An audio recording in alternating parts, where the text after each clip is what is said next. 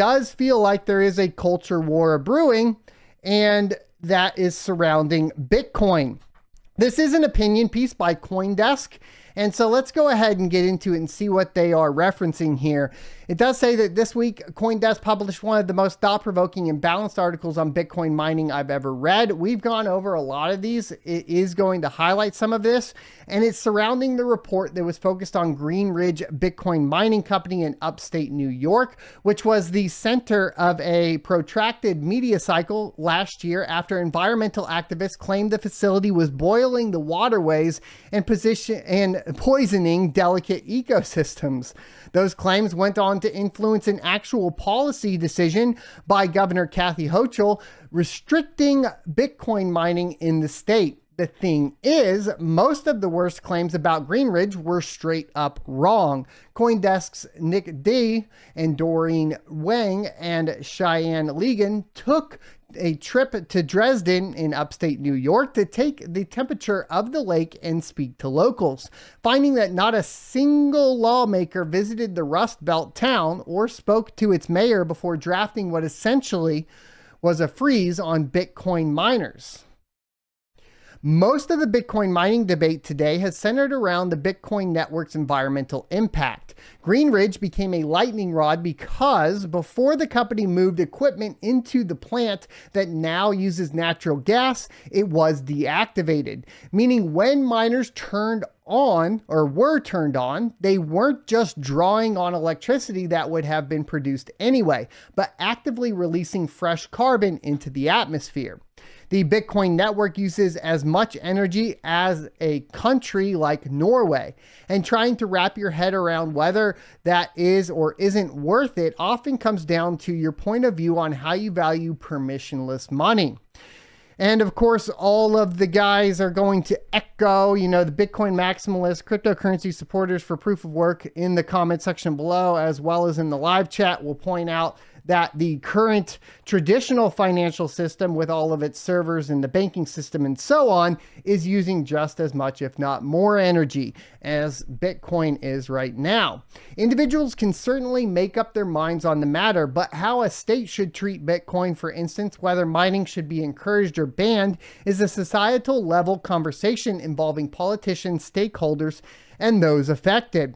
As I've said before, a lot of this is going to come down to states' rights, not dissimilar from marijuana or gun laws, right? I think you'll see different states adopt different policies surrounding cryptocurrencies, and there will be an advantage to being a citizen of one state over another within the United States to reap the rewards of beneficial cryptocurrency policy and legislation at the state level.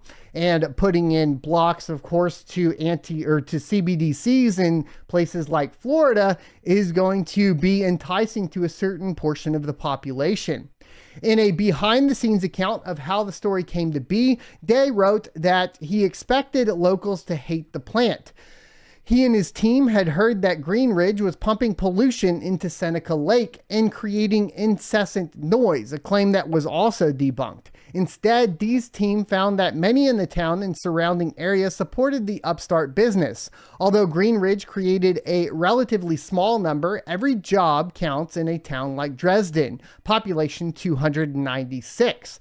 I mean, that is pretty incredible. If you basically hire 3 people, then you have just, increased the job market by 10% there. I mean, that's pretty good, or employment by 10%, right? In fact, the few complaints about Green Ridge lodged by locals came from so-called cottage people, the wealthy out-of-towners with vacation homes on the lakeshore. Sure, as taxpayers, these people have a right to be concerned about their property value, but should their opinion matter more? Ooh, it goes back, this is crazy. It goes back to that argument of the haves versus the have-nots, and the have-nots oppressing, or the haves oppressing the have-nots and stripping away jobs for them because they are worried about their property value. It's actually kind of ridiculous if you think about it, because the party alignment would make you think that it was opposite of this, but it is what it is. And here layeth the nut. Beyond all the other intraceable debates about Bitcoin mining lies a class conflict. You all know the story. Bitcoin was born during the Great Financial Crisis, a tool that allowed anyone to access a semi-private electronic cash system where the money supply would always be verifiable, a total rebuke of banking and the Federal Reserve.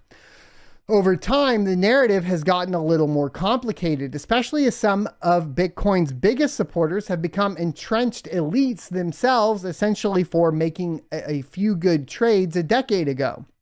There are now a lot of white-collar jobs based around analyzing Bitcoin's price performance and lobbying for newfangled investment vehicles derived from Bitcoin. And this actually does make me think about that movie Ready Player One, right? Where you kind of have this oppressed people within a virtual world fighting for virtual currencies and products and goods, while it's being controlled by the elite that still have fun in the regular world, right? Because they have enough money to do that while you force everybody else into a different position.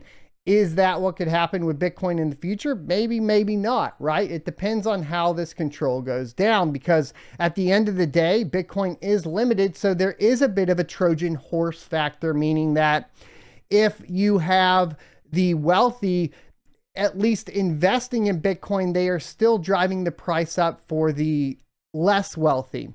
And there will not be the potential for the wealthy to benefit from the printing of additional currency, meaning that you kind of level the playing field to a certain extent. Today's sponsor is BT Miners. BT Miners has been a longtime sponsor of the channel and a proven reliable source for ASIC miners. If you're looking to purchase ASIC hardware from Bitcoin to Dogecoin miners, they are available for purchase on bt-miners.com. BT Miners is a trusted source by both ASICminervalue.com and CryptoMiner.com. Follow the affiliate link in the description and tell them SOT sent you to support the channel. Bitcoin mining too has gone from something you could do on your home computer to becoming a highly capital intensive industry, requiring the purchase of hundreds or thousands of specialized computers that drew electricity 24/7 if you want to compete on any meaningful scale. I mean, to be fair, the competition is more about efficiency and less about like total amount, but I understand what the point is, right? Bitcoin mining, but the proof of work algorithm that makes Bitcoin also tethers it to the ground. These investments are being made in real communities. Greenridge, for instance, has hired unionized electricians and created dozens of short-term construction jobs. The company has made a number of improvements into Dresden, including fixing up a children's playground and other beautification efforts. Not all facilities operate their own converted coal plant like Greenridge, requiring as much labor, but many do create opportunities for people where opportunity doesn't always come a-knocking. If Greenridge isn't any indication, the real conversations we could be having around Bitcoin mining and class will be increasingly consumed by another conflict, the culture war. I've said for a while, perhaps being too reductionist, that Bitcoin is going to become a red-blue issue in the US, with Republicans increasingly endorsing it and Democrats disavowing. Although the network itself will likely always remain credibly neutral, the way we think about it and politicize it will fall along predictable lines. Many topics have traveled thus. Before climate change became a wedge issue in American politics, for example, it was a relatively nonpartisan issue that many politicians agreed on the need to do something about. Just yesterday, Florida Governor Ron DeSantis spoke about Bitcoin's threat to the current regime in an announcement event for his 2024 presidential campaign. Although modeling himself as a populist, DeSantis has the early support of moneyed technologists like Elon Musk and fellow PayPal Mafia member David Sachs. DeSantis is probably most well known nationally for what's been termed the Don't Say Gay bill and a fight with Disney, which, of course, if you guys want to get into all of that, feel free. I'm a single issue voter here for cryptocurrency. You can go jump to the Timcast or one of those if you want to hop into the Don't Say Gay bill and all of that. Something tells me DeSantis' pledge to protect Bitcoin is as performative as his ban on central bank digital currency in Florida before the Fed had even decided whether it's worth fully studying a digital dollar. But it'll still be enough to color some people's impressions of crypto, furthering the type of political feedback loop that enabled environmentalists to lie about Green Ridge's ecological footprint and the Democratic government in New York to buy it whole cloth. As my colleague Nick D said, a conversation doesn't include the people most directly impacted can lead to wonky outcomes. When the only two political parties of consequence are shadowboxing about fake internet money, the only people who can get a word in edgewise probably own a vacation home.